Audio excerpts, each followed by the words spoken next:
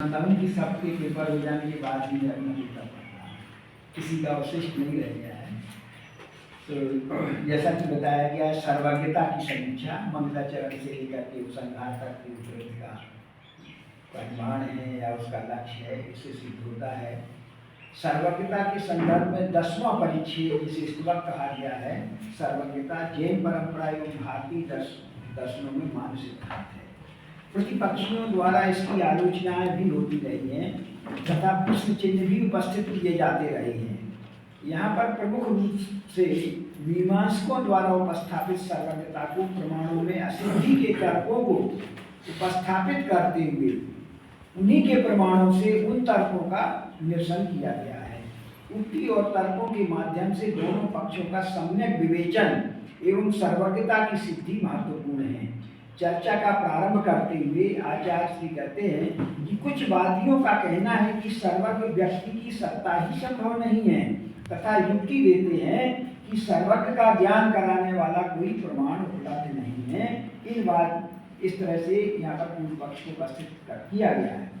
तो इन वादियों की तर्क सरणी इस प्रकार है पूर्व पक्ष के रूप में कि प्रत्यक्ष प्रमाण सर्वज्ञ का ज्ञान नहीं कराता तथा सर्वज्ञ की सत्ता का ज्ञान कराने वाला कोई हेतु अनुमान भी उपस्थित नहीं जिससे सर्वज्ञ की उपस्थिति अनिवार्य होती हो। ना ही सर्वज्ञ की सत्ता आगम द्वारा सिद्ध होती है, इसलिए कि आगम तो विधि कर्मकांड आदि का ही प्रतिपादन करता है।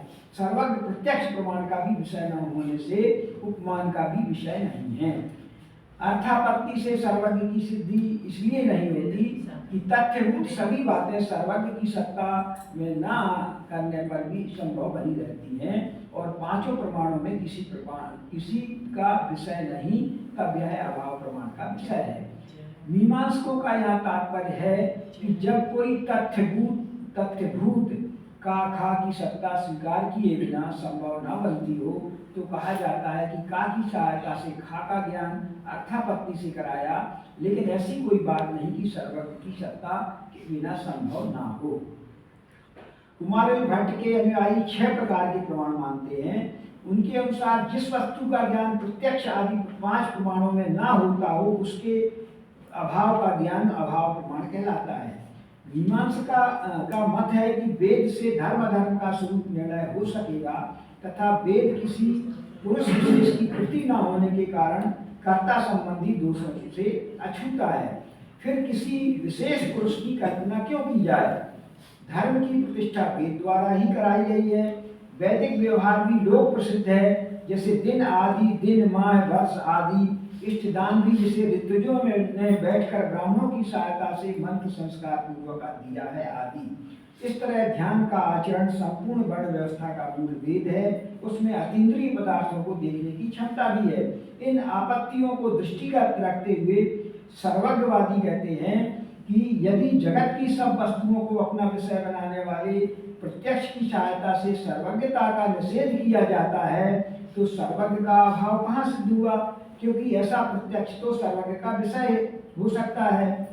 यदि जगत को सब वस्तुओं को अपना विषय न बनाने वाले प्रत्यक्ष की सहायता से सर्वज्ञ का निषेध किया जाएगा तो भी सर्वज्ञ का अभाव कहाँ सिद्ध हुआ? क्योंकि जिस प्रकार कुछ वस्तुएं उक्त प्रत्यक्ष का विषय न होते हुए भी सत्ताशील हैं, उसी प्रकार सर्वज्ञ भी हो सकता है। सर्वज्ञ को सत्ता का साधक अनुमान भी उपस्थित है, क्योंकि धर्म आदि सभी वस्तुएं अर्थात जगत की सभी अतीन्द्रिय वस्तुएं किसी व्यक्ति के प्रत्यक्ष का विषय होना चाहिए, ज्ञेय होने के कारण, जैसे घड़ा आदि वस्तुएं। अनुमान का तात्विक भाव इस प्रकार है कि जो वस्तुएं ज्ञेय हैं वह किसी व्यक्ति के प्रत्यक्ष का विषय है। समूचा जगत एक ज्ञेय वस्तु है, समूचा जगत किसी व्यक्ति के प्रत्यक्ष का विषय है। शास्त्र से भी सर्वज्ञ की सिद्धि होती है, क्योंकि सर्वज्ञता शास्त्रोक्त किन्हीं आदेशों के पालन का फल है। ये शास्त्र स्वतः प्रमाण है तथा नित्य। उसी प्रकार जैसे कि प्रस्तुतवादी के अनुसार वेद स्वतः प्रमाण तथा नित्य है, इसके बाद भी जैन आगम अकृत्रिक नहीं माने जाते। जब हम अपने विषयों का समाधान किसी एक व्यक्ति को सर्वज्ञ रूप से जान लेते हैं तब किसी दूसरे व्यक्ति को सर्वज्ञ रूप से जानने में उपमान प्रमाण भी काम आ सकता है। शास्त्रों की सहायता से अतीन्द्रिय पदार्थों का ज्ञान प्राप्त कर लेने के बाद अर्थापत्ति प्रमाण भी सर्वज्ञ का ज्ञान करा सकता है। क्योंकि यदि कहेंगे कि आगम सर्वज्ञ की रचना नहीं, तो लोक साधारण को उन अतीन्द्रिय पदार्थों की सत्ता में विश्वास नहीं हो सकता जिनका वर्णन है। इस प्रकार पांचों प्रमाणों में किसी का विषय नहीं, यह कहना विडंबना है। पुनश्च आचार्य हरिभद्र जी वेदों पर ही प्रश्न करते हैं कि वेद आदि की सहायता से धर्म आदि का समुचित स्वरूप प्रमाता के बिना कैसे संभव है, जो अतीन्द्रिय पदार्थों को देख सकता है। यह कहना भी समुचित नहीं कि धर्म आदि का स्वरूप निर्णय वृद्ध परंपरा से हो जाएगा, क्योंकि यह अज्ञान आश्रित होगी। एक साधारण प्रमाता के लिए असंभव, असर्वज्ञों के द्वारा खासकर। एक अर्थ जो लोक में प्रचलित है वही अर्थ वेद में भी है, निश्चय नहीं। विपरीत स्वभाव वाला भी पाया जाता है। वैदिक शब्दों में नित्यता, औषेयता, अलौकिक विशेषताएं हैं, अतः शंका बनी रहती है कि और भी अलौकिक विशेषताएं हों। इस शंका का निवारण अतीन्द्रिय पदार्थों के ज्ञाता व्यक्ति को छोड़कर दूसरा कोई उपाय नहीं है।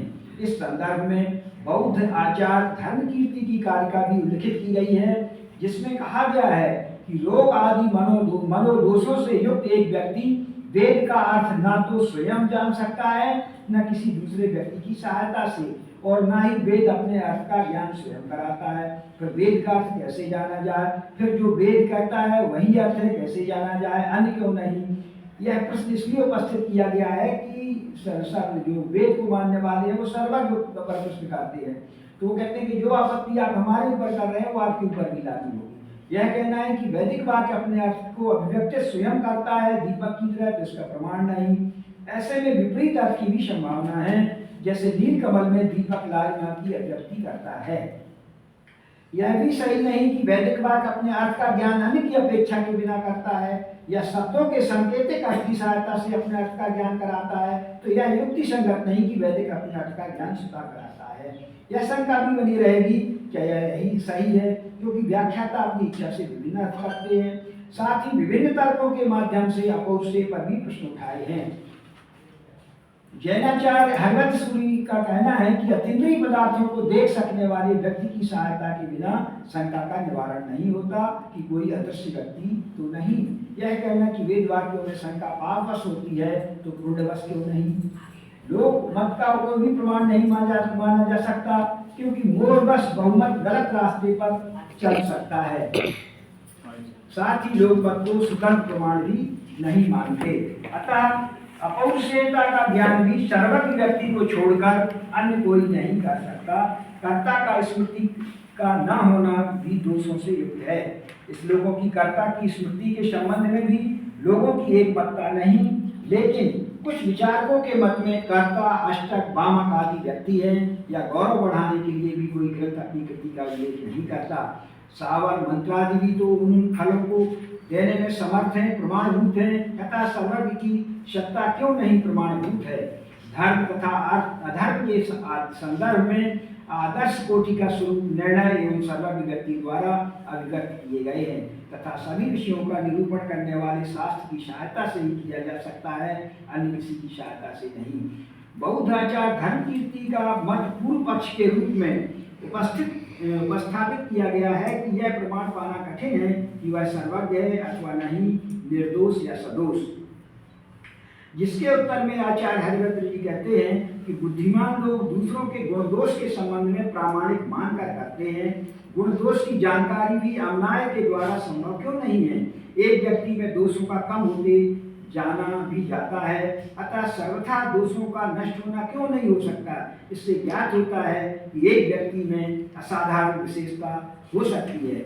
इस प्रकार चरित्र दोषों का सर्वथा क्षय अवस्था ही सर्वज्ञता है। श्रोताओं के हृदय की समस्त शंकाओं का निवारण करने में समर्थ होना, इसकी सामर्थ्य से वह सर्वज्ञ है, तथा उसकी बात में आज भी विरोध नहीं पाया जाता। सर्वज्ञ व्यक्ति का दर्शन हमें आज न होने पर भी यह नहीं कहा जा सकता कि एक सर्वज्ञ व्यक्ति का अस्तित्व भी असंभव है। जैसे चक्रवर्ती राजा आज न होने पर भी असंभव नहीं कहा जा सकता। जहाँ तक अतीन्द्रिय पदार्थों के विषय में प्रतिभाजन्य ज्ञान का संबंध है, वह उत्तम वैद्य, आत्मसंयमी योगी आदि व्यक्तियों द्वारा आज भी यथार्थ भाव से प्राप्त किया जाता है।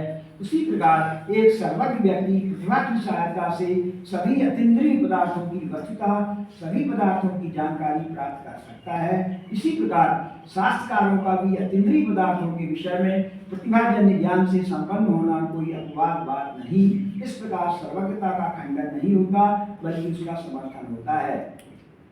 जिस व्यक्ति की दृश्य विषयक सभी मान्यताएं अनुभव संगत सिद्ध होती हैं, उस व्यक्ति की अदृश्य वस्तु विषयक मान्यताओं के साथ में शंका नहीं आती, क्योंकि प्रतिभाजन्य ज्ञान अनुभव विरुद्ध नहीं होता बल्कि अनुभव संगत होता है।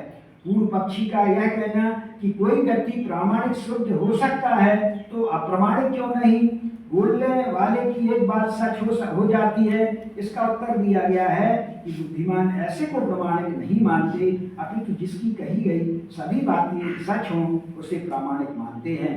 आत्मा एक रूपांतरणशील पदार्थ है।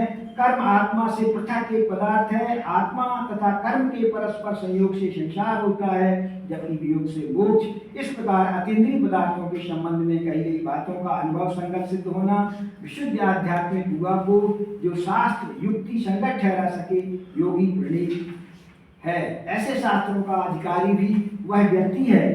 फिर बिल्कुल एक सामान्य दृष्टि से कहा जा रहा है कि ऐसे शास्त्रों का अधिकारी वह बुद्धिमान व्यक्ति है जो उन विषयों के संबंध में स्वयं गैर जानकार है, क्योंकि ऐसा अगर नहीं कहेंगे तो इन विषयों की उपयोगिता ही नहीं रहेगी। यदि ऐसा ना हो तो शास्त्र रचना का कोई प्रयोजन नहीं होगा।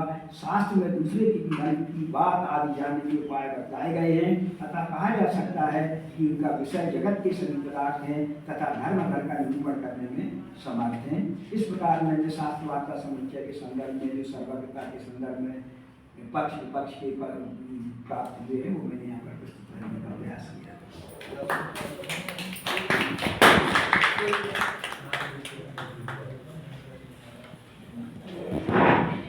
आपने